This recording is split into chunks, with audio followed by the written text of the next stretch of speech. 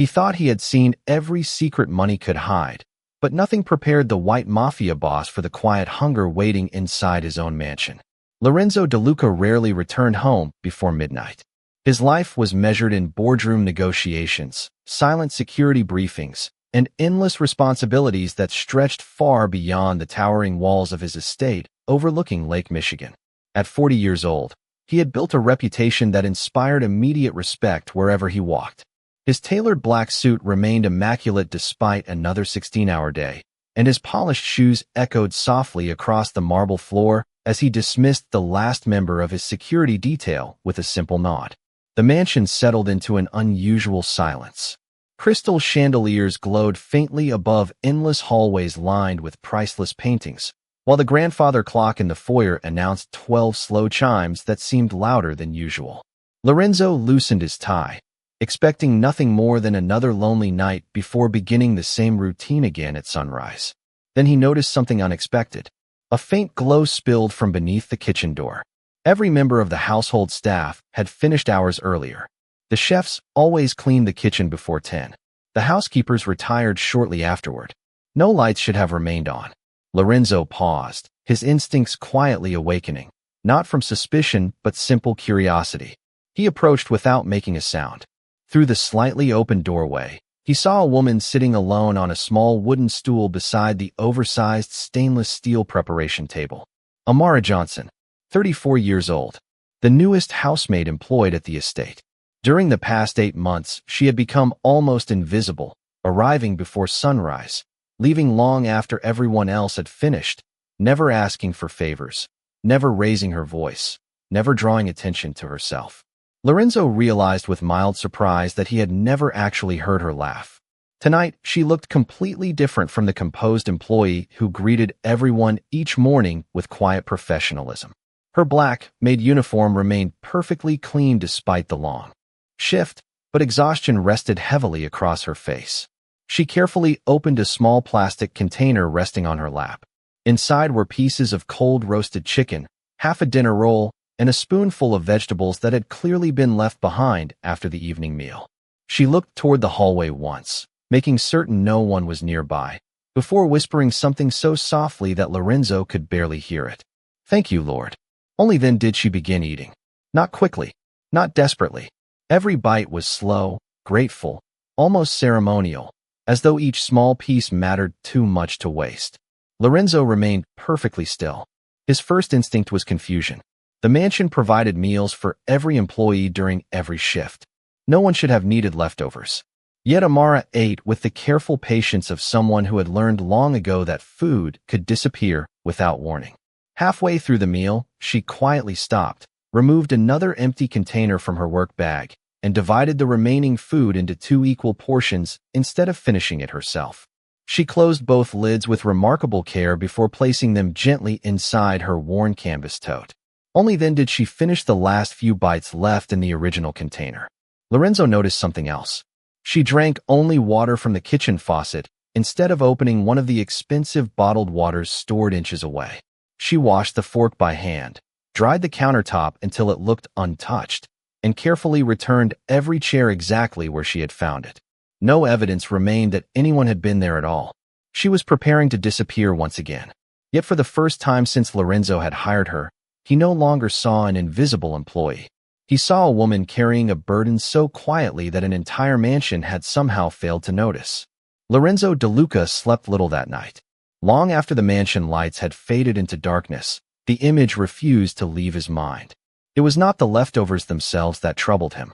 It was the quiet gratitude in Amara Johnson's eyes before she took the first bite, the careful way she divided the remaining food into separate containers, and the unmistakable dignity with which she carried herself despite circumstances that made no sense inside a home where no employee was ever supposed to go hungry. At 6 o'clock the following morning, the mansion returned to its usual rhythm. Fresh coffee filled the air. The executive chef directed assistants through breakfast preparations, while housekeepers polished marble floors until they reflected the morning sun pouring through towering windows. Lorenzo entered the dining room exactly on schedule, as he had every day for years. Nothing appeared different, yet he found himself watching someone he had barely noticed before. Amara moved quietly between rooms with practiced efficiency. She greeted every employee with the same gentle smile, accepted instructions without complaint, and anticipated small needs before anyone asked. When one of the older gardeners struggled to carry a heavy box of supplies through the courtyard entrance, she immediately crossed the room to hold the door open for him. When a young kitchen assistant accidentally dropped a tray of clean silverware, Amara knelt beside him without hesitation, helping gather every piece before anyone else even reacted. She never looked annoyed. She never expected recognition. She simply continued working as though kindness required no audience. During the staff breakfast, Lorenzo deliberately remained longer than usual, observing from the far end of the dining area. Every employee collected a hot meal before beginning the day. Eggs, fresh fruit, toast, oatmeal, and coffee covered the serving counter. One after another they filled their plates.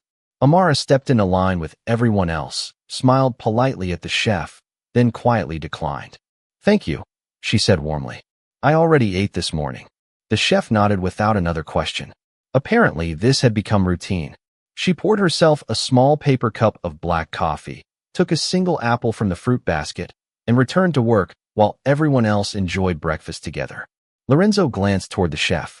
"Does she always skip breakfast?" he asked casually. The older man shrugged. "Every day since she started working here, sir. We have tried convincing her. Otherwise, she always says she already ate before arriving." Lorenzo knew that was impossible. Amara reported for duty before sunrise every morning. Few grocery stores were even open when she left home. Still, no one questioned her because she never complained, never requested extra hours, never borrowed money, and never appeared resentful. She worked harder than anyone else in the house. Throughout the afternoon, Lorenzo continued noticing details that had somehow escaped him for months. Amara repaired loose buttons on another employee's uniform during her lunch break instead of resting. She folded abandoned cardboard boxes neatly for recycling rather than throwing them away. She carefully watered flowers that were not part of her assigned responsibilities simply because they looked dry beneath the afternoon sun. Every small action reflected the same quiet habit of preserving what others overlooked. Late that evening, Lorenzo walked through the security office where monitors displayed cameras positioned throughout the estate. Without revealing his thoughts, he asked the supervisor to replay recordings from previous nights around the kitchen. The footage confirmed what he already suspected. Night after night, after every employee had gone home, Amara returned alone. She never touched freshly prepared meals. She waited until leftovers had been cleared away, carefully selected only what would otherwise be discarded, cleaned every surface until it looked untouched, and left carrying the same worn canvas tote. Lorenzo leaned back in silence as the final recording ended. The mansion had provided abundance every single day, yet somehow the one person who deserved compassion the most had quietly taught herself to survive on what everyone else considered unimportant. The following afternoon, Lorenzo DeLuca canceled 2 meetings without explanation, something that almost never happened. Instead of leaving the estate for another endless series of negotiations, he remained inside his private study overlooking the western gardens. Floor-to-ceiling windows filled the room with soft autumn sunlight, while folders containing contracts sat untouched across his mahogany desk. His attention rested elsewhere. He had spent years believing that every problem could be solved with enough information, so he decided to learn the truth the same way he approached every important decision in business. Quietly, patiently, without assumptions. He asked the estate manager for Amara Johnson's employment file. There was nothing unusual inside. 34 years old. Excellent references. Perfect attendance. No disciplinary reports. No requests for salary advances. No complaints against coworkers. She had never missed a single shift. Every supervisor described her using nearly identical words. Dependable. Respectful. Honest. Invisible. That final description lingered in Lorenzo's thoughts longer than the others. Invisible. It was remarkable how often people praised someone by admitting they had barely noticed them. Later that evening, he walked through the service entrance instead of the main hallway, choosing a route few owners ever used. Employees moved naturally through the corridors carrying fresh linens, cleaning supplies, and trays for dinner preparations. Lorenzo watched without interrupting their routine. Near the laundry room, he noticed Amara carefully sewing a loose button onto another housekeeper's uniform jacket. The younger employee looked embarrassed. "I can fix it after work," the woman said quietly. Amara smiled gently while continuing her careful stitches. "You should not have to wait all day with a missing button. It will only take a minute." She handed the jacket back with the same warm smile she offered everyone before returning to folding towels as though nothing important had happened. Nobody applauded her. Nobody thanked her beyond a quiet smile.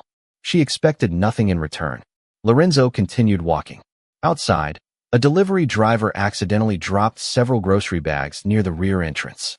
Apples rolled across the sidewalk.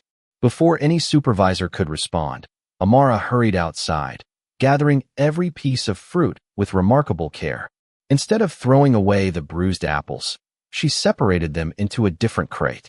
"These are still perfectly good," she told the kitchen assistant. "The chef can use them for applesauce or pie filling." Her voice carried no judgment, only quiet practicality. Lorenzo watched the young assistant nod thoughtfully, almost surprised that someone had noticed value where others saw waste. That evening, curiosity finally overcame restraint. Without revealing what he already knew, Lorenzo invited the executive chef into his study. "Tell me about Amara," he said. The chef smiled immediately. "She is probably the kindest person who has ever worked here. She remembers everyone's birthday. She leaves encouraging notes for employees having difficult weeks. Every Thanksgiving, she volunteers to stay so parents with young children can spend the holiday at home. She even refuses holiday bonuses unless everyone else receives theirs first." Lorenzo leaned forward slightly. "Has she ever asked for anything?" The chef looked genuinely puzzled. "Nothing, sir. Honestly, we wish she would. She never complains, even when she clearly deserves better." Those words settled heavily across the quiet room. Lorenzo realized he had built a household where generosity surrounded every banquet table. Yet the person practicing generosity most faithfully had been doing so in complete silence. Before leaving for the night, he stood alone beside the kitchen entrance again. Through the partially opened door, he saw Amara finishing another long shift. She wrapped 2 untouched dinner rolls inside a clean napkin, looked around to be certain no one needed them first, then carefully placed them inside the same worn canvas tote she always carried. This time Lorenzo noticed something he had missed before. Before closing the bag, she gently tucked a small handwritten note between the wrapped food packages. Whatever destination awaited those simple meals, she was sending more than food. She was sending hope. The next morning, Lorenzo De Luca made a decision that seemed ordinary to everyone except himself. He instructed the executive chef to prepare an exceptional staff dinner that evening, far more generous than the usual meals served after long shifts.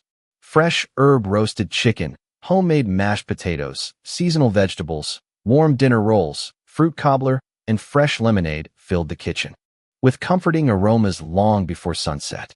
The chef smiled, believing the owner simply wanted to thank the staff for another successful month. Lorenzo did not correct him.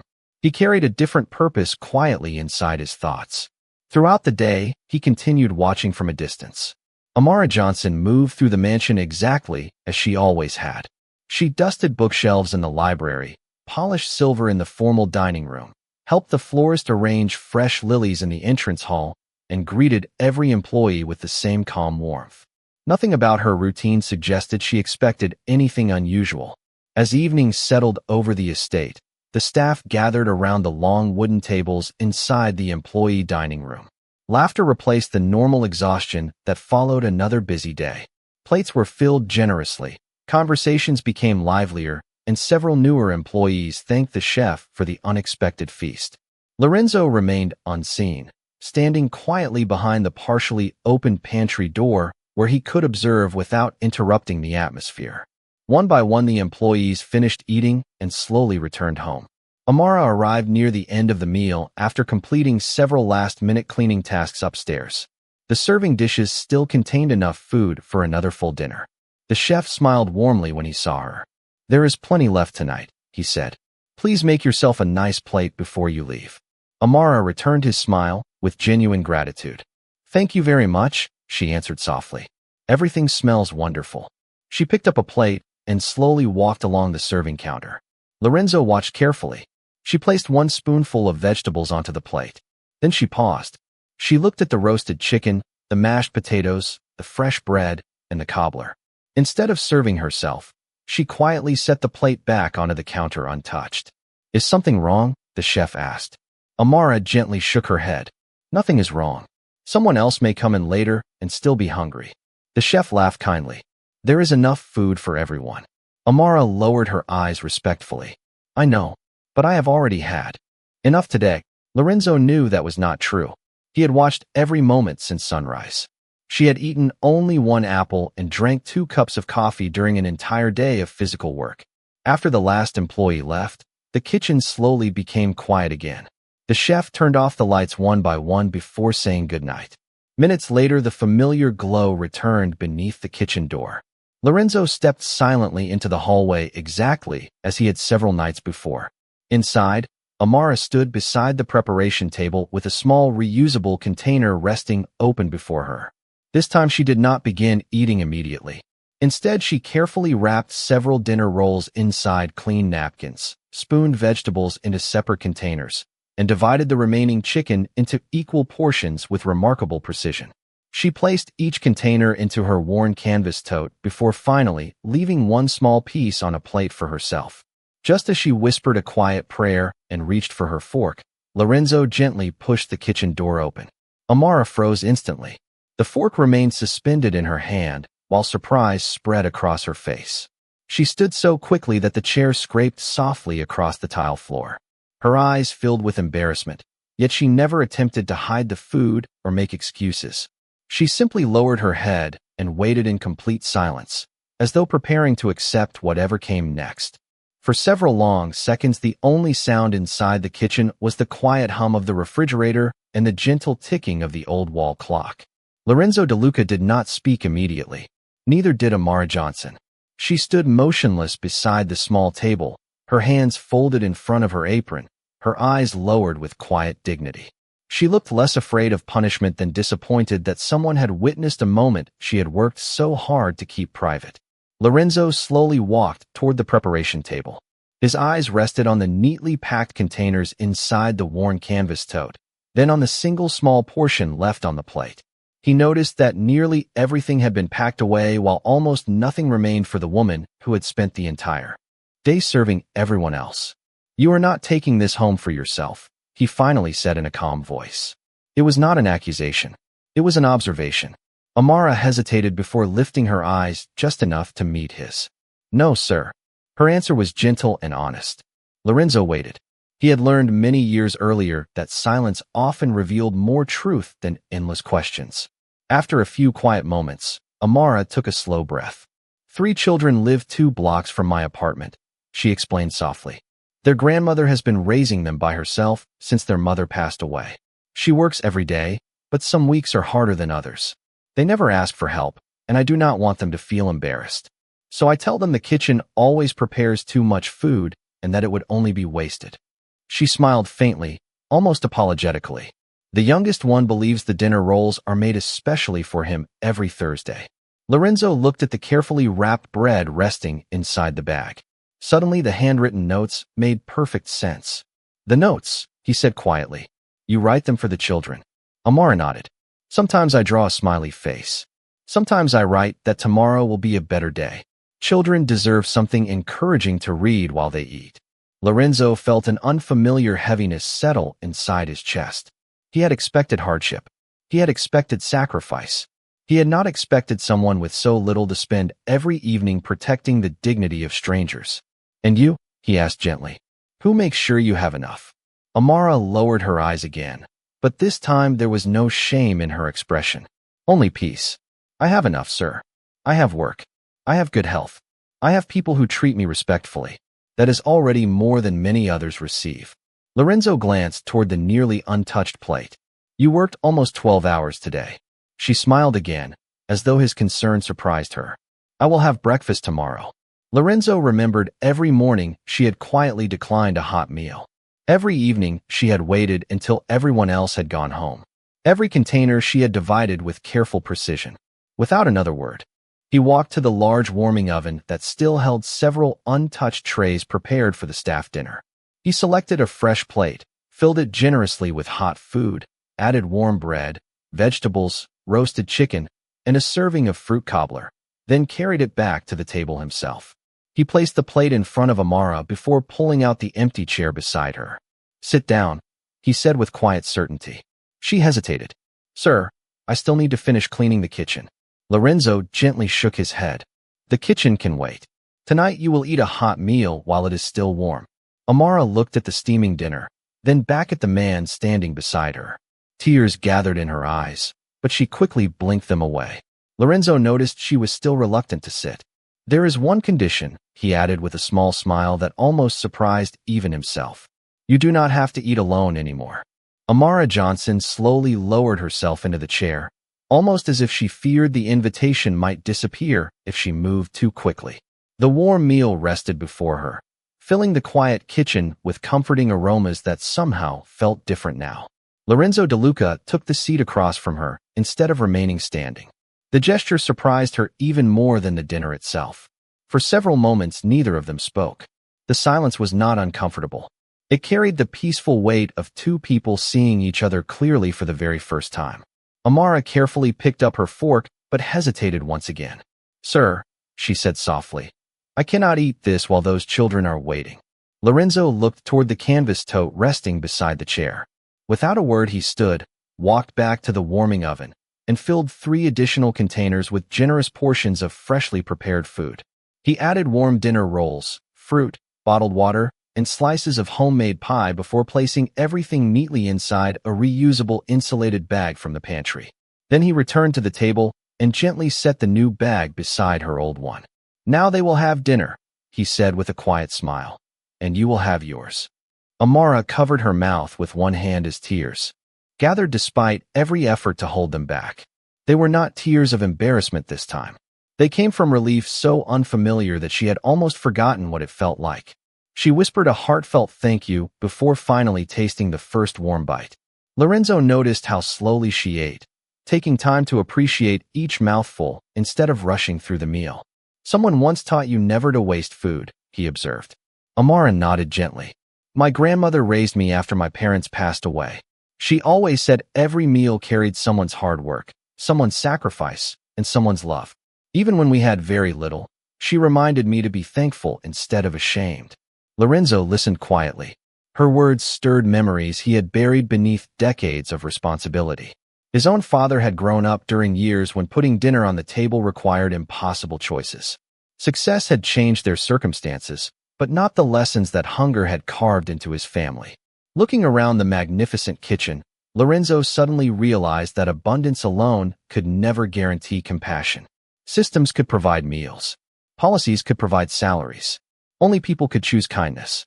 The following morning, the household staff entered the employee dining room expecting another ordinary workday. Instead, they found fresh flowers on every table, new upholstered chairs replacing the worn wooden ones, and handwritten place cards waiting beside each seat. Confused voices filled the room until Lorenzo himself entered. Conversation stopped instantly. The White Mafia Boss rarely appeared during staff breakfast. He looked around the room before speaking in the same calm voice that had guided countless business decisions. "Beginning today," he said, "every employee will start the morning with breakfast together and end the day with dinner together whenever their schedule allows. No one in this house should ever feel they need to choose between feeding themselves and helping someone else." The room remained completely silent. Lorenzo continued, "Any untouched meals prepared by our kitchen will be safely packaged each evening and delivered through local community organizations so that good food never becomes waste." Several employees exchanged surprised glances. Then Lorenzo looked toward Amara, who sat quietly near the end of the table, clearly hoping not to become the center of attention. He smiled warmly before pulling out the empty chair beside him. "Miss Johnson," he said, "there is a seat waiting for you here." Every eye followed her as she slowly stood. For the first time since joining the estate, she did not walk with the invisible caution of someone trying not to be noticed. She walked with quiet confidence toward a place where her dignity had already been waiting, even if nobody had recognized it until now. The change that began with a single quiet dinner soon reached every corner of the DeLuca estate. Employees who had once rushed through breakfast now lingered over coffee, sharing conversations that had never existed before. Housekeepers learned the names of gardeners they had passed in silence for years. Kitchen assistants exchanged recipes with maintenance workers. The atmosphere inside the mansion felt lighter, not because the marble walls had changed, but because the people inside them finally looked at one another instead of through one another. Lorenzo DeLuca noticed the difference immediately. Productivity did not decline as some executives might have predicted. Instead, it quietly improved. Smiles appeared more often. Small mistakes became less frequent. Employees volunteered to help one another without being asked. Respect had created something that rules alone never could. One afternoon, Lorenzo invited the executive chef, the estate manager, and the financial director into his study. They expected another discussion about budgets or renovation projects. Instead, Lorenzo placed a single sheet of paper on the conference table. At the top were 3 handwritten words: Community Meal Program. He explained his idea slowly. Every DeLuca restaurant, banquet hall, and catering kitchen across the city would safely package untouched surplus food according to health regulations instead of allowing it to be discarded. Approved neighborhood organizations, shelters, and family support centers would distribute the meals the very same evening. The financial director adjusted his glasses and quietly calculated the costs.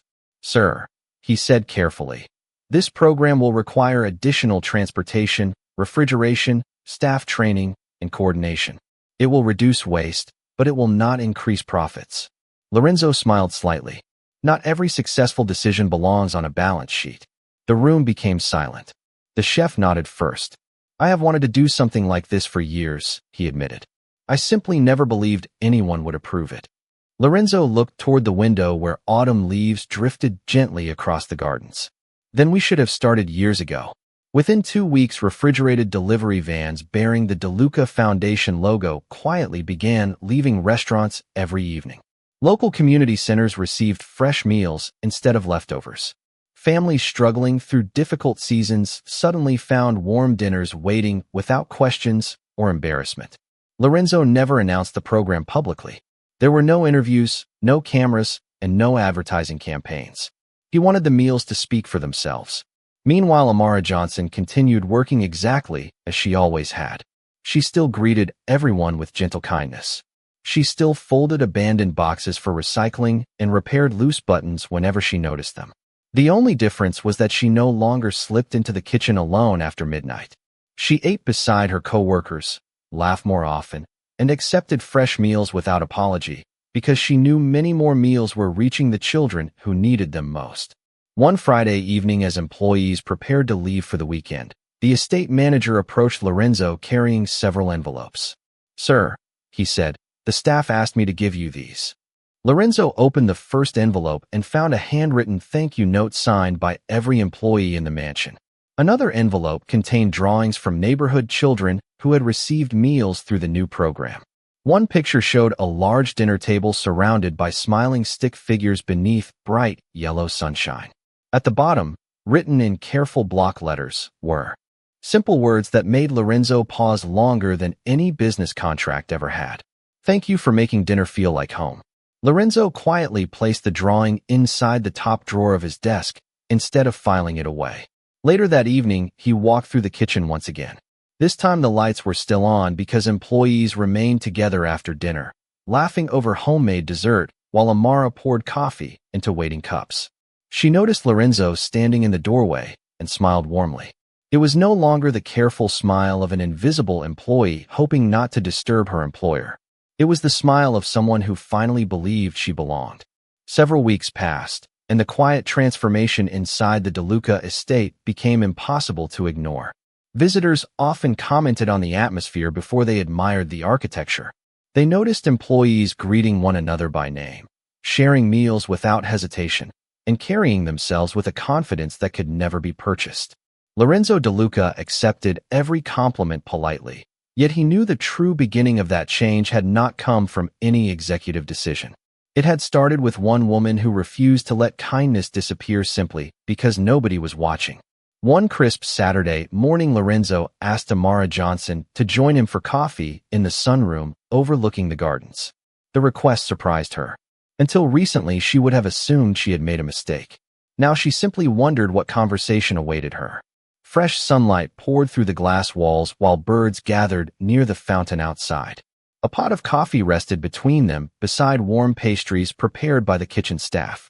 Lorenzo poured 2 cups before speaking. "There is something I have never told anyone who works here," he said quietly. Amara listened without interrupting. Lorenzo looked beyond the windows toward the maple trees whose leaves had begun turning shades of gold and crimson. "When my father was a boy, his family lost almost everything. My grandfather worked whenever he could, but there were winters when dinner was nothing more than bread and soup. My father often told me about watching his own mother pretend she had already eaten so that he could finish the last piece of bread on the table. As a child, he believed she simply was not hungry. Years later, he discovered she had gone to bed hungry many nights so that he never would." Lorenzo paused for a long moment before continuing. "He built our business because he promised himself that his children would never experience that kind of hardship. I inherited the company, expanded it, protected it, and measured success by numbers that continued to grow. Somewhere along the way, I forgot why he began building it in the first place." Amara held her coffee cup gently between both hands. "Your father did not forget," she said softly. "He passed the lesson to you. Sometimes life simply waits for the right moment to remind us." Lorenzo smiled thoughtfully. Perhaps that reminder arrived carrying a worn canvas tote.